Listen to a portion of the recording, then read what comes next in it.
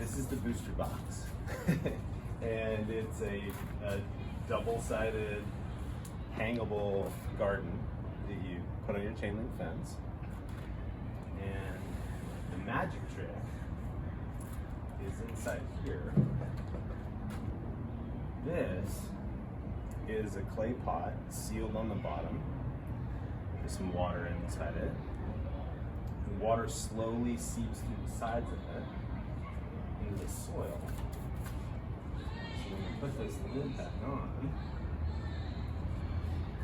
and we take this gigantic kombucha bottle that has a hole in the cap, flip it over. Now that'll last at least 3 weeks. Nice.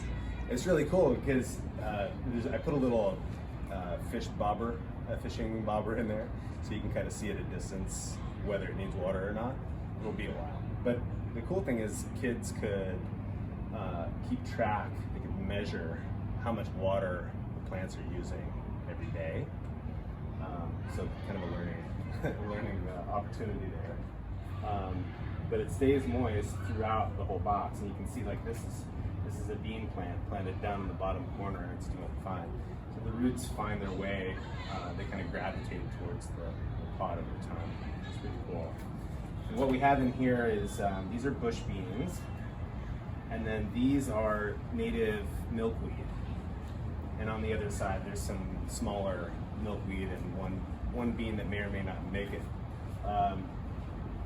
And there's also, if you look at this bean, there's actually some interesting creatures working on a leaf here, which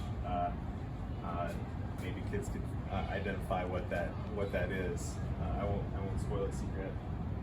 And then this, so these are how I planted, or how kids would plant it. So these are little biodegradable drinking straws that I've cut into pieces. And then I put this material is burlap jute. I basically created a wick out of that, and my kids planted these seeds in that material. And then this is filled with water, and it wicks the water up to the seed, and it sprouts. So super space efficient, and then kids can learn like, oh, you don't actually need soil to germinate a seed. That's interesting. But then once it looks like that, and it's got a root sticking out the bottom, that may be jute there. There's a couple carrots here. I'm going to leave this with you. There's a couple carrots here.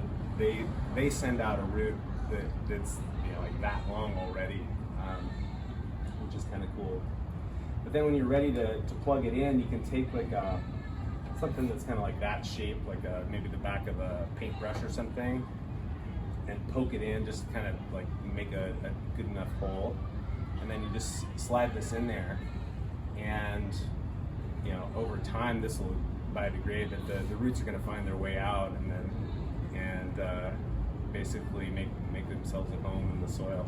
So easy peasy. This side will go on the fence because it's got the less mature plants, right?